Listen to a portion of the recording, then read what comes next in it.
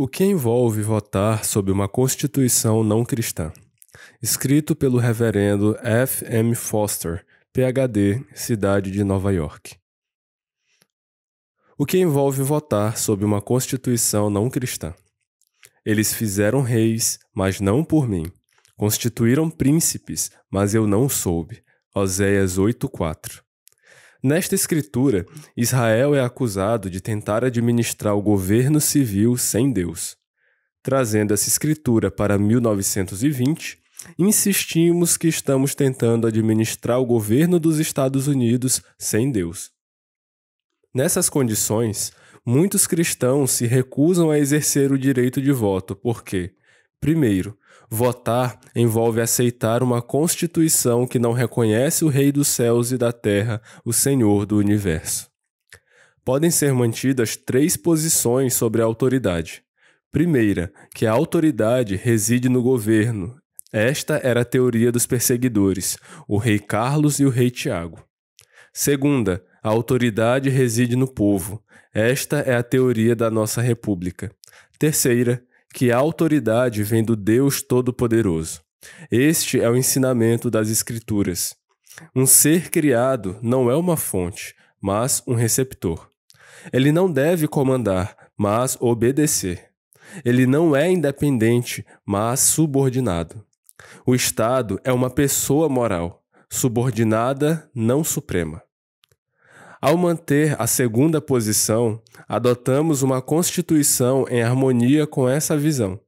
Se em algum lugar deve haver tal reconhecimento de Deus, ele estaria no preâmbulo. No entanto, não há referência a Deus no preâmbulo da Constituição dos Estados Unidos. Ele diz: nós, o povo dos Estados Unidos, a fim de formar uma união mais perfeita, estabelecer justiça, garantir a tranquilidade doméstica, prover a defesa comum, promover o bem-estar geral e assegurar as bênçãos da liberdade para nós e nossa posteridade, ordenamos e estabelecemos esta Constituição para os Estados Unidos da América. Nesse texto, não há menção direta ou indireta ao Deus Todo-Poderoso. O corpo da Constituição é igualmente silencioso quanto à autoridade e ao poder supremo do grande Rei dos céus e da terra. Ele é tratado como se não fosse Deus e o Senhor desta nação.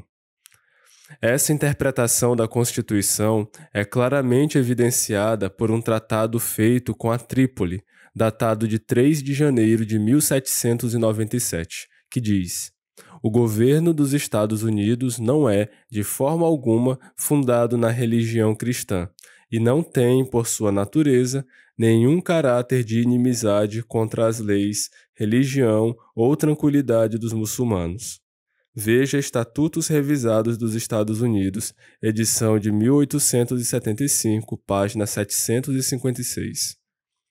Embora este tratado não esteja mais em vigor, ele demonstra a interpretação que líderes da época atribuíram à Constituição. Quando o presidente Jefferson se recusou a nomear dias de jejum e ação de graças, ele o fez com base em um argumento expresso em uma carta de 1808. Considero que o governo dos Estados Unidos está interditado pela Constituição de se intrometer em instituições religiosas, suas doutrinas, disciplina ou práticas. O eminente jornalista Horace Greeley, na edição do Tribune de 7 de março de 1865, afirmou: Deus Todo-Poderoso não é a fonte de toda autoridade e poder em nosso governo. O povo dos Estados Unidos é essa fonte. Não muitos estudiosos da Constituição tentarão resistir à interpretação que afirma que Deus e sua autoridade não são reconhecidos. Falhar em reconhecê-lo deve ser interpretado como rejeição.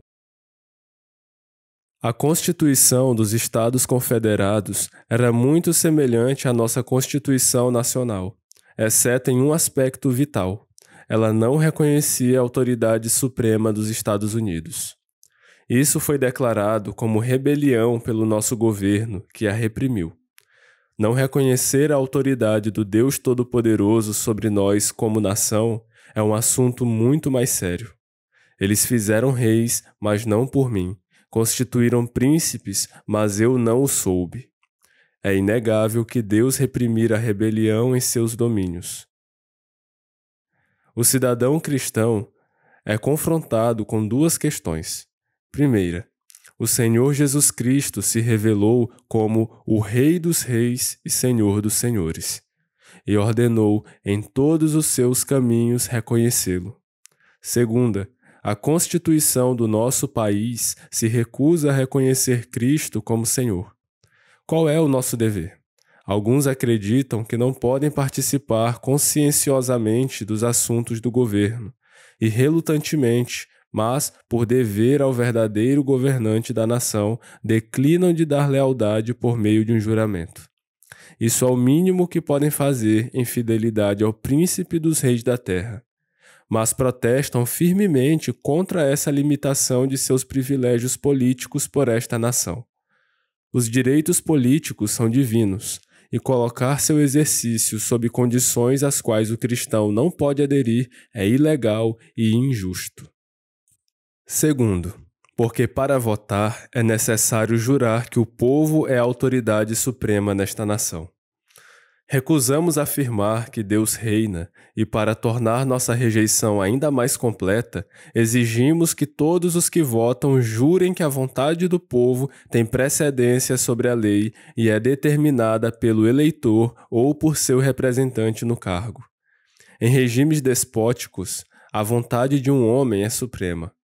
A experiência demonstrou de forma completa que nenhum homem é digno de confiança com poder irresponsável. A política esclarecida rejeitou a teoria do direito divino dos reis. Mas será que o objetivo da liberdade é alcançado ao se passar para a segunda posição, ou seja, quando se afirma que o povo é supremo? É verdade que isso é melhor, pois a vida nos Estados Unidos é melhor do que a vida na Turquia. Mas deveria mesmo uma centena de milhões de pessoas ser confiada com o poder irresponsável? Não existe o perigo de que a multidão, assim como o governante individual, se torne despótica? Existe, sim. Afirmamos ainda que 30 milhões de pessoas, nossos próprios irmãos e irmãs, foram despóticos, e há menos de 65 anos, por volta de 1920, mantiveram 4 milhões de escravos em cativeiro. Por comando do povo, as correspondências são transportadas e os correios permanecem abertos no dia do Senhor. Quem deu ao povo permissão para emitir tal comando nos domínios do Deus Todo-Poderoso e executá-lo de forma despótica, desprivilegiando homens que o temem? O governo discrimina o cidadão que teme a Deus e admitirá no serviço do Departamento de Correios apenas aqueles que jurarem que violarão o quarto mandamento e abrirão o escritório em certas horas no dia sagrado. Isso é injusto, pois é um pecado contra Deus. Discrimina contra a religião de Jesus Cristo e ataca de maneira vil sua lei. Coloca um prêmio sobre a irreligião. Onde está o problema? Qual é a fonte da dificuldade? Está na teoria do nosso governo. Ao tentar separar a Igreja do Estado, concedemos a nós, o povo, poder irresponsável. E eles já excluíram o cristão consciente do Departamento de Correios ao prescrever um juramento que é diretamente, clara e especificamente antagonístico ao quarto mandamento. Muitas linhas de negócios já estão legalizadas no dia de Shabat, assim como as diversões. Exaltar a vontade do povo como a lei suprema é desmoralizante, vicioso e destrutivo. Em nossa nação já está subvertendo a liberdade e protegendo alguns dos piores males conhecidos pela civilização moderna. Isso levará à decadência e morte nacional. Seríamos culpados de falta de verdadeiro patriotismo, bem como de fidelidade à verdade de Deus, se não clamássemos contra isso. Será também que, quando se assentar sobre o trono do seu reino, então escreverá para si num livro um translado desta lei, do original que está diante dos sacerdotes levitas, e o terá consigo, e nele lerá todos os dias da sua vida, para que aprenda a temer ao Senhor seu Deus, para guardar todas as palavras desta lei e estes estatutos para cumpri-los. Deuteronômio 17, 18 e 19. E se o governante, e por meio dele a nação, se recusar a ser governada pela lei divina, duas coisas são tão certas quanto o nascer do sol de amanhã.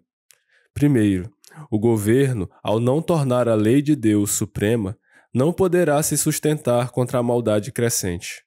Segundo, pelo estrago que a maldade causa, Deus responsabilizará os governantes e a nação. Nesta nação, estamos abraçando o primeiro e o segundo, e se não nos arrependermos, ele virá rapidamente. E o Senhor disse a Moisés, disse o Senhor a Moisés, toma todos os cabeças do povo e enforca-os ao Senhor diante do sol, e o ardor da ira do Senhor se retirará de Israel. Números 25, 4. Se os governantes soubessem que ao estabelecer a iniquidade pela lei ou tolerar o erro, seriam pendurados diante do Senhor, muitos que estão agora no cargo correriam para se esconder. Haveria mais considerações solenes ao aceitar um cargo, mais esforço consciente para executar a lei. Sentar-se no lugar de Deus como governante e, em seguida, usurpar as rédeas do governo, crucificando sua lei, é um procedimento por parte do governante e da nação carregado de resultados desastrosos. Aquele que habita no céu se rirá, o Senhor zombará deles. Então lhes falará na sua ira, e no seu furor os turbará. Salmos 2, 4 e 5. Mas ainda, a Constituição não apenas exalta a vontade do povo como suprema, mas exige que o candidato jure, ao ser empossado, que a lei suprema da terra é a vontade do povo. Além disso, ele deve jurar que sustentará leis que contradizem diretamente a lei de Deus. O artigo 6º, segundo parágrafo, diz: esta Constituição e as leis dos Estados Unidos que forem feitas em conformidade com ela, e todos os tratados feitos ou que forem feitos sob a autoridade dos Estados Unidos, serão a lei suprema da terra. Ao fazer o juramento à Constituição, você jura que a lei que exige o transporte de correspondências e a abertura dos correios no Shabat, ou qualquer coisa que a maioria decreta, será a lei suprema da terra. Como pode o cristão admitir esse princípio, quanto mais jurar por ele em sua aplicação prática? Acredita-se que o cristão, leal a Cristo e a sua justa lei, não pode fazer tal juramento. Se o fizer, ele se torna um participante do crime na maldade que é promovida e protegida por este governo. Sai dela, povo meu, para que não sejas participante dos seus pecados e para que não incorras nas suas pragas. Apocalipse 18:4. Não estão os princípios do governo civil estabelecidos na palavra de Deus? Não é verdade que a lei de Deus é suprema nos assuntos nacionais? Será também que, quando se assentar sobre o trono do seu reino, então escreverá para si num livro um translado desta lei, do original que está diante dos sacerdotes levitas. E o terá consigo, e nele lerá todos os dias da sua vida, para que aprenda a temer ao Senhor seu Deus, para guardar todas as palavras desta lei, e estes estatutos para cumpri-los. Nenhum povo desfrutará por muito tempo da prosperidade nacional que entroniza a vontade do povo como suprema. Tal nação, cada vez mais, restringirá as liberdades dos cidadãos que temem a Deus ao criar leis que os discriminem, excluindo-os em razão de sua fidelidade à lei de Deus, de participar das honras e responsabilidades do cargo. Terceiro, para votar, você deve jurar que as qualificações de Deus para o cargo serão ignoradas. É certo que as Escrituras exigem qualificações religiosas no oficial. E tu, dentre todo o povo, procura homens capazes, tementes a Deus, homens de verdade, que odeiem a avareza, e põe-nos sobre eles por maiorais de 1000, maiorais de 100, maiorais de 50 e maiorais de 10. Êxodo 18, 21. Disse o Deus de Israel, a rocha de Israel a mim me falou. Haverá um justo que domine sobre os homens, que domine no temor de Deus. 2 Samuel 23, 3. Porque os magistrados não são terror para as boas obras, mas para as más, porque ela é ministro de Deus para teu bem. Romanos 13, de 3 a 4. Estas escrituras são suficientes para ensinar que qualificações morais são requeridas do portador do cargo. O temor a Deus é especialmente enfatizado. Quando nossa Constituição afirma expressamente que nenhum teste religioso será exigido como qualificação para qualquer cargo ou confiança pública sob os Estados Unidos, o cidadão que teme a Deus deve parar e refletir. Pode ele jurar por essa cláusula a menos que negue seu senhor? Aquele que é príncipe dos reis da terra, o autor do governo civil, estabeleceu qualificações e os homens não estão em liberdade para ignorá-las. Mas ousamos desconsiderar este comando específico. E diante do Deus Todo-Poderoso, inserimos em nossa Constituição, artigo 6º, o seguinte: nenhum teste religioso será exigido como qualificação para qualquer cargo ou confiança pública sob os Estados Unidos. Deus diz que deve haver teste religioso para o cargo. Nossa nação diz que não deve haver. A questão está claramente estabelecida, com uma recusa explícita de obedecer.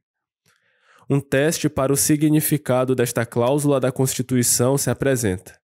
Quando William H. Taft foi indicado para presidente dos Estados Unidos, foi amplamente publicado e, até onde se sabe, em nenhum lugar negado que o Sr. Taft era um unitário, que ele negava a divindade do Filho de Deus e que seu sangue foi derramado como sacrifício pelos pecados.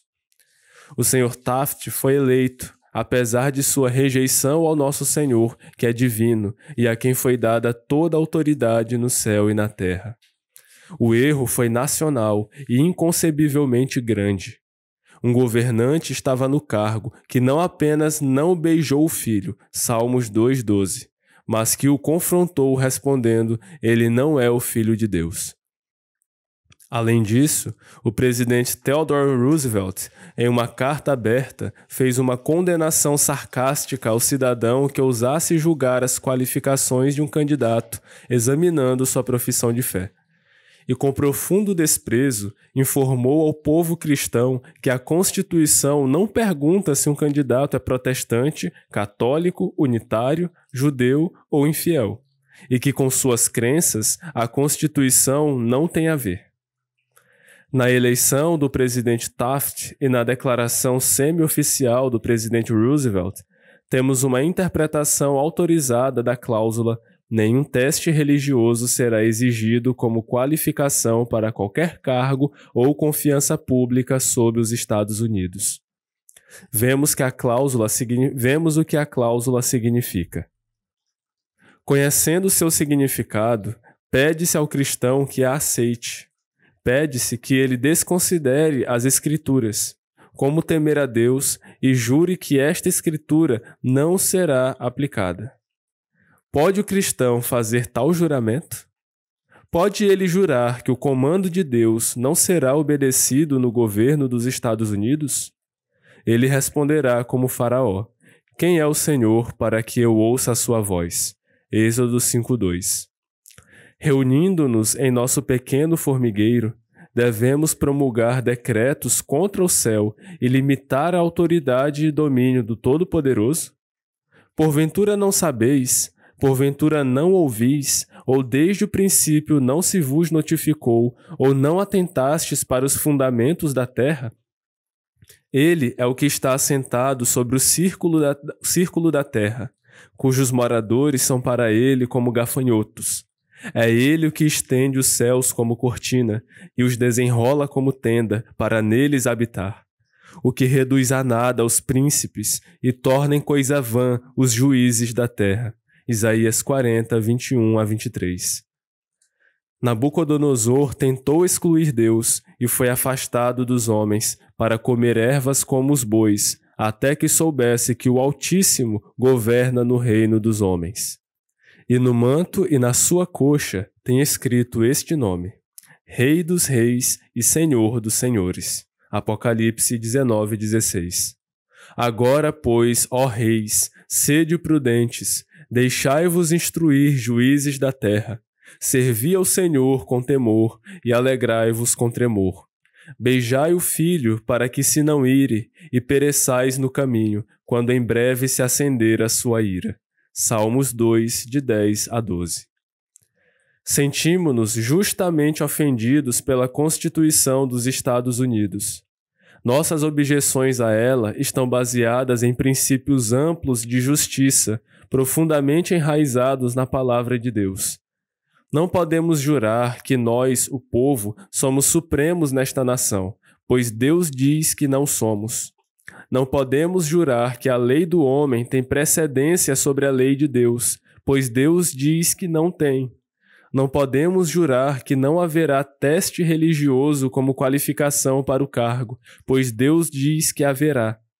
Não podemos jurar que as leis que ordenam o transporte de correspondências no Shabat devem ser executadas, pois Deus diz que não devem.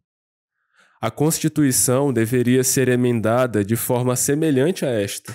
Em nome de Deus, amém. Nós, o povo dos Estados Unidos, reconhecendo a autoridade do Deus Todo-Poderoso e do Senhor Jesus Cristo como governante das nações, reverenciando sua lei como suprema e aceitando a verdadeira religião cristã, ordenamos, etc., etc. Assim, o cristão poderia prestar fidelidade e não negar seu rei. Argumenta-se que a recusa de votar por parte dos cristãos deixaria o governo sob o controle do pior elemento. Um oficial de cavalaria holandesa, enviado com seu regimento para executar uma determinada tarefa, foi advertido em um certo ponto do empreendimento que, se prosseguisse, haveria derramamento de sangue. Sua resposta foi condizente com a de um soldado. Meu dever é obedecer ordens, sem me preocupar com as consequências. O cristão, ao obedecer ordens divinas, pode confiar com segurança os assuntos a um Deus que nunca abdicou de seu trono ou de suas prerrogativas como rei, e que, estranhamente, pode administrar os assuntos do mundo sem a sua ajuda.